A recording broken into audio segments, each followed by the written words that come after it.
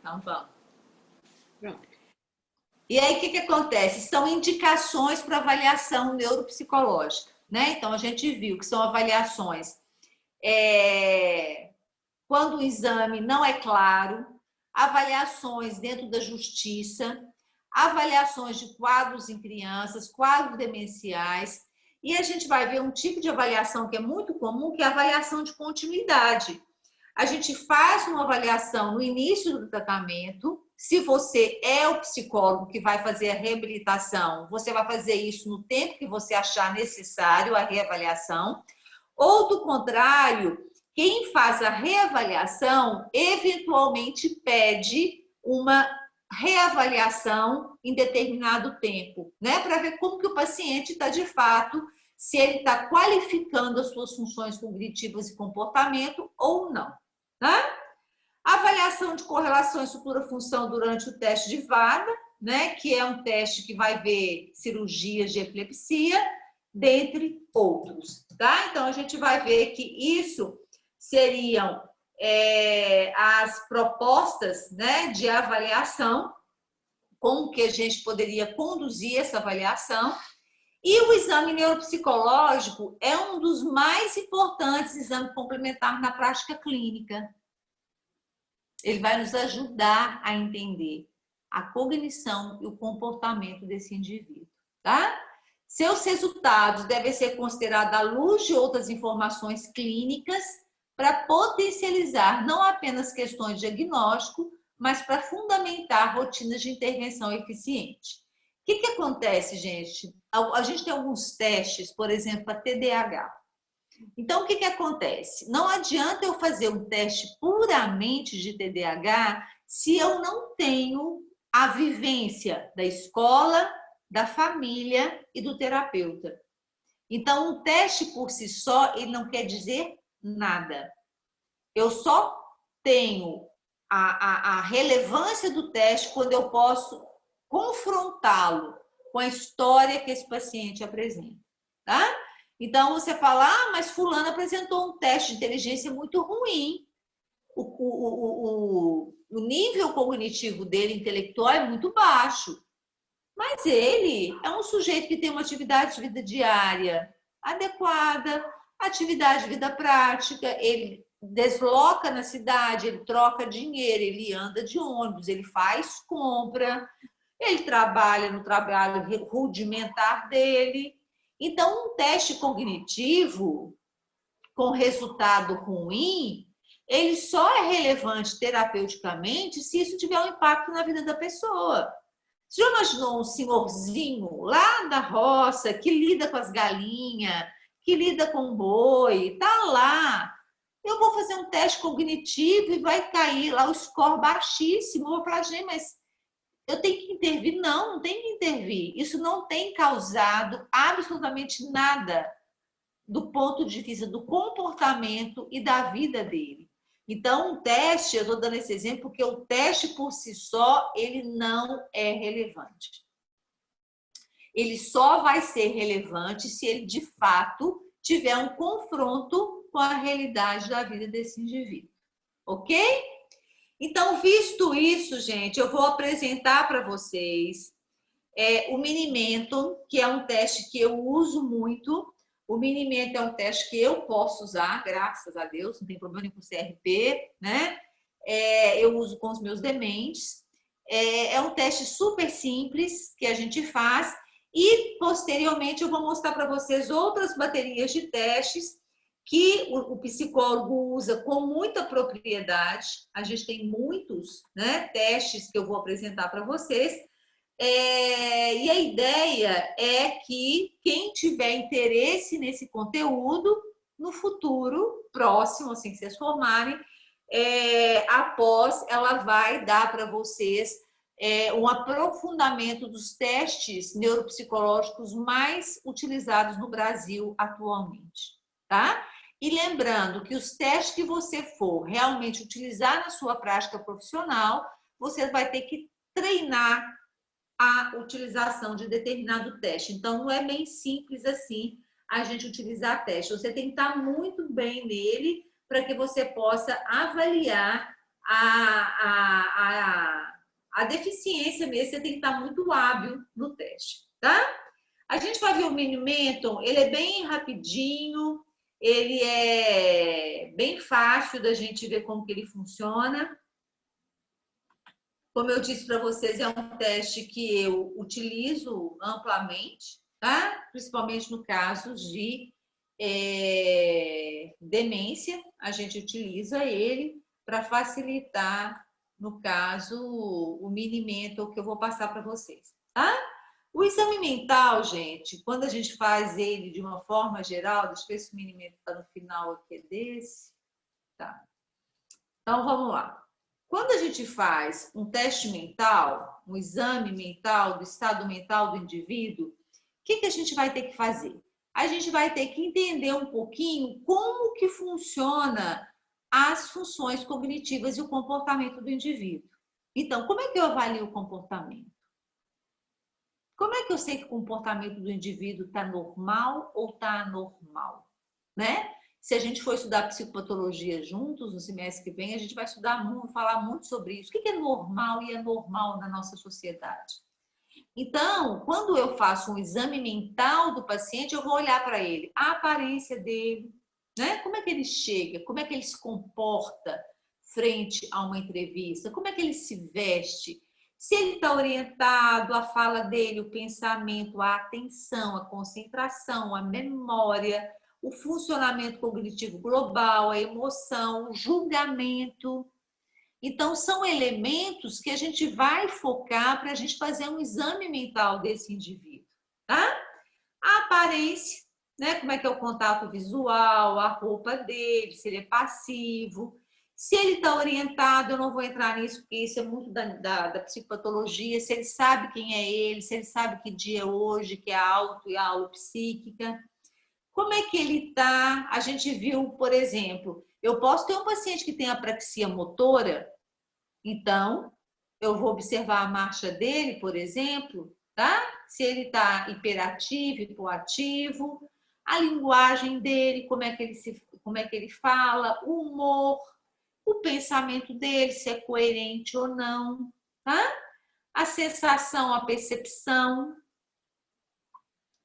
a atenção, a memória, aquilo que a gente já viu ao longo da disciplina, o julgamento, que é a crítica, que é bem pré-frontal, tá? E aí a gente vem para as questões, eu vou então pensar numa estratégia para poder avaliar tudo isso. Como é que eu avalio isso? Uma forma fácil de avaliar é usar esse mini exame do estado mental. Chama Mini Mental, que facilita a gente. Vocês podem treinar nas férias, fazer na mãe, na avó, na vizinha, que é um dos testes para vocês verem que ele vai te dar bem facinho uma ideia de como que essas funções cognitivas e comportamentais estão acontecendo com o paciente. Então, o Mini Mental, ele tem um score, a gente soma os pontos que o paciente tem. Então, a gente tem um score que é acima de 27 pontos, né? Normal é acima de 27 pontos, eu espero no mínimo 27 pontos do paciente. E no caso de demência, a gente já pode pensar num número menor que 24. Mas como é um teste cognitivo, eu vou ter que considerar a escolaridade desse paciente, né? Então, não dá, como eu falei com vocês, eu pegar um senhorzinho lá da roça, que é simples, que só fez o primário, que nunca investiu muito na cognição, eu fazer um mini mentor dele e dar uma nota para ele, nossa, né? Esse sujeito está com uma deficiência cognitiva, um déficit cognitivo importante. Não é, é porque ele tem um número de anos de estudo inferior. Então, a gente vai usar um score específico. Então, tem esse score aí, 20 pontos para analfabeto, 25 para idosos com 1 a 4 anos de estudo. Então, a gente vai ter o score. Como é que é o Mini Mental? Ele avalia o tempo e espaço, ele avalia os registros, atenção e cálculo, memória e linguagem. Então, ele funciona assim. Eu chego para o paciente, ele vai me falar o nome dele, e aí a gente pergunta, que dia da semana é hoje? O dia do mês? O mês? O ano? Quantas horas mais ou menos? Para cada um eu vou dar um pontinho. Isso mostra para mim se o paciente tem uma coisa extremamente importante, que é a orientação temporal. Eu vou perguntar para ele a orientação espacial. Onde estamos, local, instituição, bairro, tudo que ele acertar, ele vai ganhar um pontinho. Os registros. Mencione 3 palavras, levando 1 segundo para cada uma. Então, eu falo muito com os pacientes, né? Eu invento as palavrinhas. Chão, sapato, bola. Aí eu falo essas 3 palavrinhas. Chão, sapato, bola. E aí, daí, eu peço para ele, olha, você vai tentar lembrar essas palavrinhas que eu estou falando com você. Chão, sapato, bola, vaso, carro, tijolo, tá? Você vai pedir a ele para repetir essas palavras. Repetiu? Ok. A gente vai fazer a atenção e cálculo. Eu posso fazer o mundo de trás para frente, ou eu posso pedir ele para ir tirando 7. 100 menos 7, 93 menos 7, 86 menos 7, aí vai. Ele vai falando todos os, até ele dar conta, tirando 7, tá? Lembrança, o que eu vou fazer? Eu vou perguntar para ele, quais são as 3 palavrinhas que eu falei mesmo com o senhor? Hein? E aí a gente vai perguntar as palavrinhas que você falou lá atrás, né? Vaso, carro, tijolo, chão, sapato. O que eu falei, gente? Chão, sapato. Quem lembra? Bola. Bola, muito bem. Aí, ó. E aí vocês vão fazer isso com ele. Você vai falar 3 palavrinhas, pulou uma atividade, você vai e pergunta de novo. Linguagem. Aponte para um lápis e um relógio. Faça o paciente dizer o nome desses objetos. Você vai mostrar para ele como é que chama isso. Como é que chama isso? Você está testando Wernicke, a região aí que nomeia as coisas. Você vai pedir ele para repetir nem aqui, nem ali, nem lá. O que você está avaliando? Broca. Nem aqui, nem ali, nem lá. Nem aqui, nem ali, nem lá. Você está olhando a articulação desse indivíduo. Me fala o nome disso aqui. Me fala o nome disso aqui. Wernicke, simbolismo. Então, é um teste simples que consegue avaliar áreas corticais extremamente importantes. Tá? Faça o paciente seguir comandos. Então, eu falo com ele, pegue o papel com sua mão direita, dobre o papel no meio, coloque o papel na mesa. Você está dando para ele um sequenciamento, isso é pré-frontal. Faça o paciente ler e obedecer a seguinte. Você vai escrever no papel, fecha os olhos, vai mostrar para ele. Ele vai ter que fechar os olhos. Ele vai escrever uma frase da própria autoria dele e ele vai copiar esse desenho aqui embaixo, que você vai ver uma avaliação espacial. É um teste facinho, facílimo.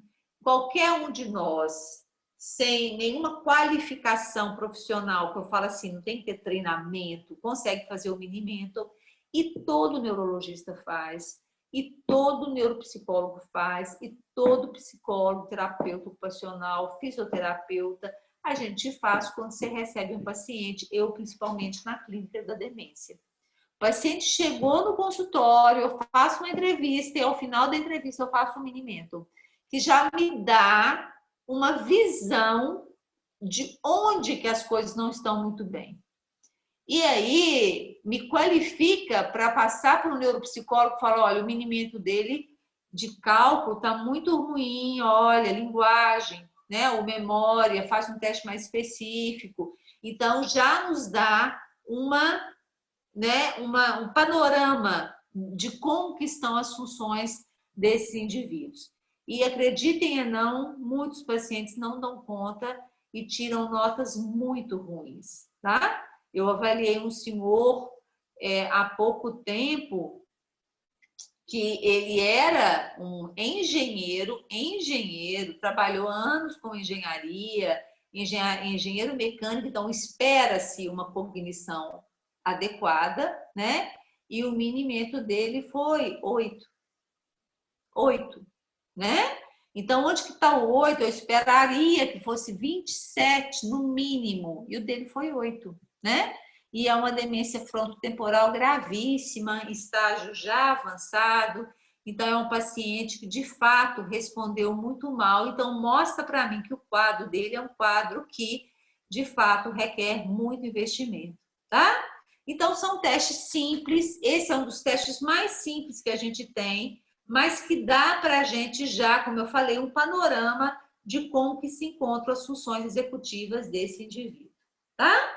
Eu mandei para vocês umas baterias de testes, que são muitos testes, para vocês verem a riqueza de recursos que vocês, enquanto psicólogos, têm. Quem me dera se eu tivesse esse mundo de recursos para usar na prática clínica, né? Porque isso é bem específico mesmo da psicologia, então a gente não pode utilizar. Mas aí o que acontece? A gente vai ter um monte dessas baterias, né? Como eu falei com você, essas baterias elas têm que ter um propósito. O teste tem que ter um propósito. A gente não vai usar aleatoriamente. Então, a gente vai ver qual a dificuldade apresentada pelo paciente. Talvez o Mini-Mental seja um dos inícios, porque ele te dá um panorama de o que está pior do paciente. E, a partir dele, você vai aprofundar com um teste mais específico. Ok? Vocês conhecem, gente, algum neuropsicólogo que trabalha em Nova Serrana, que faça testes? Não, Ô, Gisele, eu conheço. neuropsicólogo, eu não conheço não, mas o geriatra fez esse teste com a minha mãe. É? Eu já ia citar isso, o geriatra também fez esse teste com a minha avó, há muito tempo. O Mini-Mental, gente, o meu pai, ele teve um acidente grave e ele foi atropelado e ele teve um TCE importante, então eu vivo levando ele no médico, né? E hoje ele está com 85 anos, ele começou a demenciar, então toda vez que eu levo no médico, o médico faz o Mini-Mental dele, todas as vezes, né? Não passa uma vez que não faça o Mini-Mental. Então é um teste fácil, porque é um teste bom de rastreio, né? Você pode testar e avaliar, olha, tá uma coisa estranha aqui, então é melhor eu encaminhar para o neuropsicólogo. Então, eu acho que é um teste que todos nós podemos usar, ok? Fora isso, então, a gente tem muitos testes neuropsicológicos, tá? A gente chama hoje de bateria porque eu posso fazer vários, né? Então, a neuropsicologia, ela hoje tem usado Luria, né? Por isso que eu quis passar Luria para vocês, que Luria é o pai da neuropsicologia, e ele trouxe a compreensão de que era preciso ter noção do funcionamento cognitivo global do indivíduo para se compreender os casos clínicos, tá? E assim ele montou a primeira bateria. A primeira bateria de avaliação neuropsicológica foi de Luria, que foi em Nebraska. Tá? Então, ele faz a primeira bateria e aí a gente tem alguns pressupostos importantes da bateria, porque bateria quer dizer o quê? São alguns testes que eu uso para fazer uma avaliação das funções cognitivas de uma forma geral, tá? Então, olha lá o 2. Por permitirem acesso a diversos domínios cognitivos simultaneamente, informam ao profissional tanto aspectos específicos quanto globais do funcionamento neuropsicológico do paciente. Então, a gente tem diferentes testes e diferentes tarefas que vão compor as baterias, tá? Então, tem profissionais, gente, que usam testes específicos e tem profissionais que optam pelas baterias e a gente tem baterias que são fixas e baterias que são flexíveis. As fixas é interessante para avaliação de rastreio que sinalizam funções a serem mais bem investigadas com testes específicos. Então, a gente tem muita bateria fixa, eu usei algumas no meu mestrado, alguns testes fixos, por quê? Eu queria avaliar transversalmente aquele paciente naquele momento e em tal momento. Então, eu precisava usar a mesma bateria em momentos diferentes. Para pesquisa é fundamental. Agora, as flexíveis são as que a gente usa na prática clínica, tá? Que é a que vocês vão usar aí no futuro. E aí a gente tem, o que a gente estudou na disciplina? Atenção, memória, não foi isso? linguagem, comportamento, sequenciamento. Então, a gente vai ter baterias para cada função dessa. Então, eu tenho baterias para atenção, eu tenho baterias, né? Então, eu vou falar delas da linguagem, eu tenho bateria para memória, eu tenho testes para viso-construção, que vai avaliar parietal, eu tenho funções executivas, tá vendo? Então, assim, eu vou pegar aquilo que a gente estudou ao longo da disciplina, a inteligência, obviamente, que é a cognição, que é uma das mais testadas, né? E para cada uma desses substrato cognitivo, eu vou ter uma avaliação específica, um teste específico para cada um. Então, é aquilo que eu falei com vocês. Você quebrou o pé, você vai no médico, ele vai pedir um raio-x do pé, ele não vai pedir raio-x da sua mão. Aqui é a mesma coisa. Você recebeu um paciente que está com déficit de memória, então você vai exatamente nos testes de memória. É um paciente que tem uma síndrome desexecutiva, você vai avaliar as funções executivas. Então, para isso que a gente tem testes específicos para disfunções específicas, tá? Vocês, gente, me dá um minuto não, um segundo, deixa eu pegar outro carregador, que esse aqui está dando mau contato, vai acabar a bateria, peraí.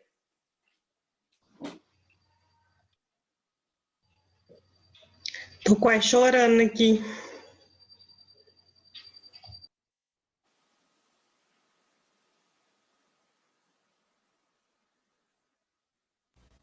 Por que, Patrícia? Está quase acabando.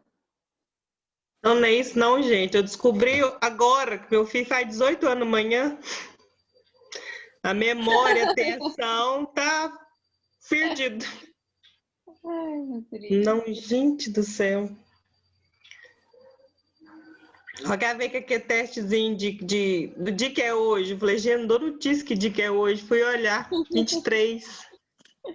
Nossa. Vocês já estão com problemas aí? Vamos marcar um teste. A gente está querendo marcar um teste com você. É. Vocês vão marcar, sabe, teste de toda a quê? turma. Vocês vão marcar teste, sabe de quê? De memória. Eu quero ver se vocês vão lembrar do que a gente trabalhou. É isso. Não, já fui Mesmo. reprovada, já. Então, vamos lá. A Patrícia já foi aprovada. O paciente está precisando avaliar a função de atenção. Qual que é a atenção que é a que está comprometida, tá? Então, o que acontece? Eu tenho uma criança com déficit de atenção e hiperatividade. Eu tenho uma criança que não rende na escola, então o professor manda que a criança não tem um nível de atenção satisfatório para o aprendizado. No caso de diferentes tipos de demência, na dislexia, na esquizofrenia, nos transtornos invasivos do desenvolvimento, caso de lesão cerebral, essa pessoa vai ter um déficit de atenção. Eu não sei se vocês se lembram, a gente tem atenção sustentada, atenção seletiva, atenção dividida, né? Então, para a gente poder aprender, eu tenho que ter uma atenção sustentada, eu tenho que sustentar a atenção para que eu possa, de fato, transformar a percepção em cognição. Então, o que acontece? Eu tenho testes, a gente tem, né, o teste de atenção visual, a gente tem o TAS-4. Então, ele deve responder a um estímulo-alvo inibindo a ocorrência de distratores. E são testes, gente, no computador, tá? Então, o que acontece? A gente tem hoje, a favor da neuropsicologia, muitos testes no computador. Então, são testes que a criança faz ali utilizando, né, um tablet, um computador. Então, são 3 tarefas. Ele deve responder a um estímulo inibindo a ocorrência de distratores. Quando aparece o estímulo-alvo na tela, ele deve apertar, né, aquele joystick. O indivíduo deve responder de maneira alternada a 2 parâmetros diferentes, cor e forma, ou igual ou diferente. Nessa tarefa são apresentados pares de estímulo. Quando o parâmetro é cor, ele deve apertar sempre que 2 estímulos na tela tiverem a mesma cor. Então, é isso aí, ó. Tá? Então, igual, igual. Aí a gente vai ver a cor, a forma. Então, ele vai... É um teste, como eu falei, no computador, que vai avaliar A atenção sustentada requer que o indivíduo permaneça atento por um período prolongado para responder. Ele vai ter que ficar olhando o computador e responder a essa demanda. Tá? A gente tem o CPT, que acontece, o examinado, né, é exposto a diversas letras que apresentam no centro da tela, uma de cada vez, intervalo curto, e o indivíduo deve pressionar o botão todas as vezes que aparecer qualquer letra na tela, exceto a letra X. Ele fornece uma medida do controle inibitório, destinada a criança a partir de 6 anos, adultos e idosos. Quem lembra do controle inibitório? O controle inibitório, ele é uma função pré-frontal. A gente viu o controle inibitório com aquele teste do marshmallow, né? E aí a criança vai ter que fazer o CPT, ele vai avaliar a capacidade que essa criança tem desse controle inibitório. Atenção concentrada, a gente tem um rastreio de 9 a 53 anos. O que o examinado faz? Vai traçar, marcar as letras D, acompanhada de 2 traços, tá? Então, vocês vão procurar aí um D com 2 tracinhos e tudo é onde que ele tem que marcar e tem muitos distratores na história. Então, vocês vão vendo que são testes. O AC, que é a atenção concentrada, tá vendo que vem todo? Vocês fiquem tristes, não, porque vocês têm que ganhar muito dinheiro para comprar teste, porque cada folhinha você paga por ela, tá? Então, você compra o manual, você compra os CDs, antigamente era CDs, e depois você tem que comprar cada folhinha dessa aí para você poder fazer os testes, tá? Então, eu vou ter 3 estímulos-alvos todas as vezes que eu aperto o negócio aqui. Ô, gente, eu não estou gravando essa aula não, né? Tá gravando. Ah, tá gravando. Tá, sim. É aqui que saiu o... O que acontece? Os testes, eles são feitos, como eles são padronizados e gasta-se muito dinheiro na padronização deles, eles cobram por cada folhinha de teste, tá? Então, ele vai reconhecer 3 estímulo-alvo diante de uma série de distratores, tá? Então, lembra-se, né, que toda vez que eu vou avaliar a atenção, eu vou ter esses distratores e ver quanto que eu sustento a atenção em determinado estímulo necessário. A gente tem teste de linguagem, é muito comum, necessário avaliar a linguagem, no caso de dislexia, afasia, demência. Tem o teste de nomeação de Boston, tá? O examinado deve nomear 60 ilustrações mostradas. A gente faz isso muito com os pacientes dementes, mas eu não uso teste, eu uso figuras, e ele tem que nomear as figuras para mim. O teste de fluência verbal, né, que vai ver a fluência. Eu vou pedir o indivíduo para dizer palavras que iniciam com E, com A, com S. O TCLPP, que é de competência de leitura e palavras e pseudopalavras. O Token, que avalia a compreensão da linguagem por meio de comandos verbais, tá? Esse Token, gente, no Brasil a gente tem uma reduzida, que alguns neuropsicólogos usam. Ela é reduzida, só tem 36 comandos. Memória, a gente vai ter um monte de escalas, que são escalas que a gente viu os tipos de memórias, não sei se vocês lembram, memória declarativa e não declarativa, episódica. Então, cada um vai ter um tipo de foco específico. Então, você vai contar uma história, né? Então, após ouvir a história, então, consiste em 2 histórias que o examinador vai apresentar. Cada uma apresenta 25 itens que serão pontuados. Após ouvir a história, o indivíduo deve dizer livremente o máximo de conteúdo que recordar, tá? Para avaliar a de longo prazo, após 30 minutos, ele deve recontar a história com o máximo possível de conteúdo. Então, são testes simples, gente, mas são testes todos padronizados. O RFI e o 2 São cartões também com uma única imagem, 2 ou com 2 imagens. Você vai mostrando para o paciente, espera-se um tempo e solicita que ele olhe de novo essas imagens. O de aprendizagem auditiva de Rey, né? É uma leitura de palavras, de substantivos. Aí tá ele, ó, tambor, cortina, sino. O Rey já vem dessa forma. E aí já vem todo o padrão para você poder repetir, o paciente repetir aquilo que ele lembrou. As figuras complexas de Rey, ele vai ver a imagem, você tira e ele tem que tentar reproduzir o máximo possível de elementos que ele viu. Tá? Aviso construção, eu faço isso muito com os pacientes dementes, não dentro de um teste propriamente dito, mas o desenho do relógio é um dos testes mais interessantes que a gente tem de avaliar se o paciente tem essa capacidade parietal da visoconstrução. Porque o relógio requer o quê? Uma estrutura, um espaçamento, uma ordenação dos números, e aí a gente pede o paciente para desenhar. E nos casos de demência, gente, isso é muito comum, o paciente não consegue fazer o teste do relógio. É um teste de rastreio, é um teste simples, né? Que a gente faz. O gestáltico de Bender, ele vai copiar 9 figuras diferentes, são linhas, curvas, ângulos diferentes. Esse foi o teste que eu usei no meu mestrado, eu usei os cubos. Você tem alguns cubos partidos ao meio de vermelho e branco, ou todo de branco de um lado, ou todo vermelho de um lado, e ele vai ter que compor imagens que a gente faz. Isso permite você avaliar a capacidade de visoconstrução do paciente. Tá?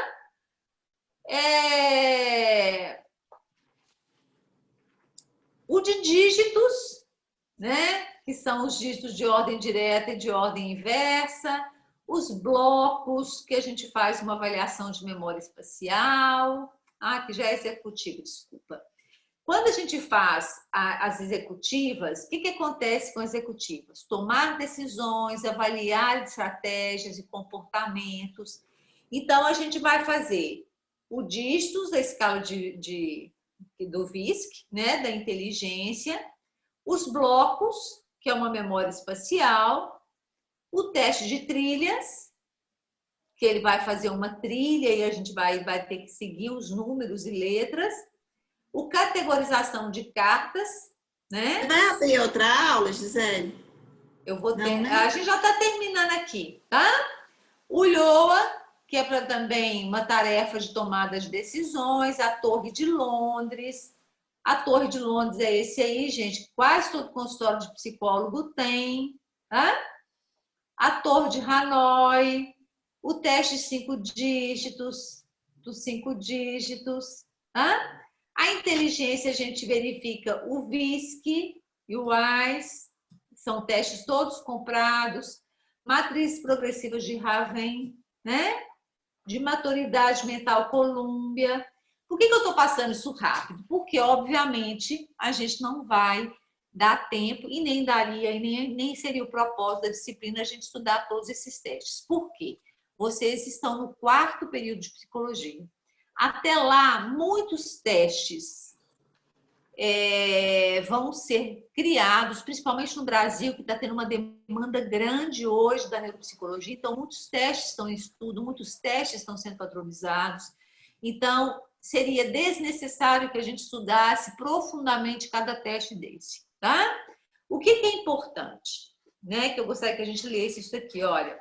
Uma avaliação neuropsicológica completa é necessária para melhorar a precisão diagnóstica e para servir de parâmetro para reavaliações.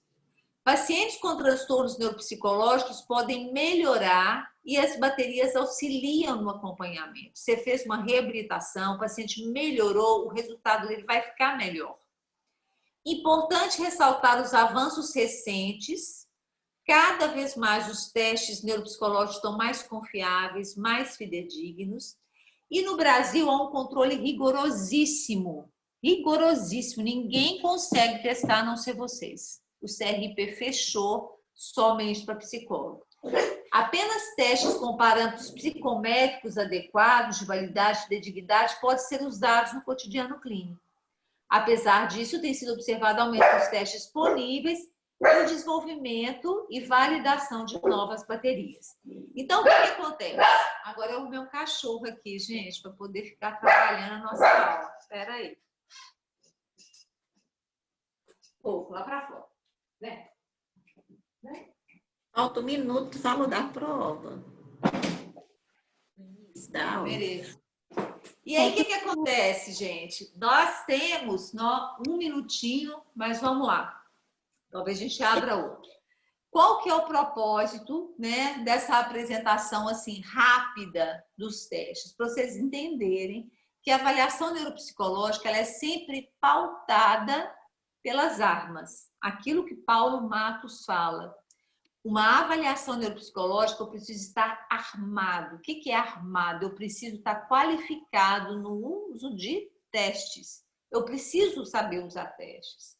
Eu preciso ter treino para teste para que eu possa avaliar de fato aquela cognição, aquela linguagem, aquele comportamento. E é assim que a gente vai conseguir fazer um diagnóstico da disfunção apresentada pelo paciente, tá? A ideia da disciplina era essa.